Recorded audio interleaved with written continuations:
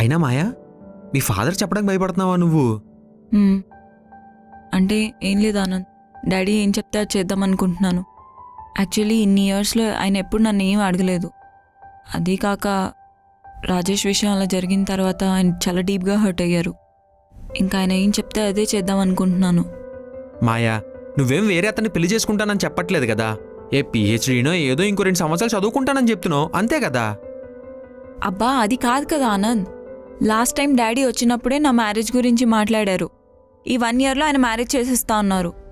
ఇంకా ఈ గ్యాప్లో ఎడ్యుకేషన్ ఎలా అవుద్ది చెప్పు? ఆయన మా డాడీని కాదు నిన్ను అనాలి. బాగా ఉన్న నన్ను ఎడ్యుకేషన్ పిహెచ్డీ ఇది అది అని చెప్పి నా బ్రెయిన్లో పెట్టేశావు. ఇప్పుడు నిజంగానే నాకు పెళ్ళి ఎందుకు అనిపిస్తుంది. అది అలా ఉంటుంది మరి, మినిమం మనం చెప్తే.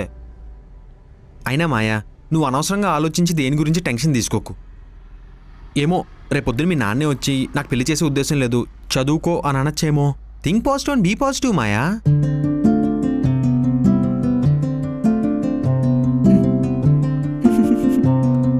దేనికి నవ్వుతున్నావు మాయా?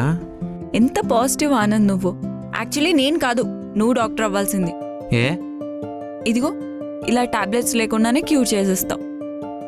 ఎలా? ఇలా మాటలతోనే. మాయా, నువ్వు నన్ను పొగిడేసి ఇప్పటికిప్పుడు ఎంబీబీఎస్ చదివేసి హలో హలో హలో, చాలు చాలు చాలు చాలు. ఓకే సరే, లగేజ్ మొత్తం ప్యాక్ చేసుకున్నావా?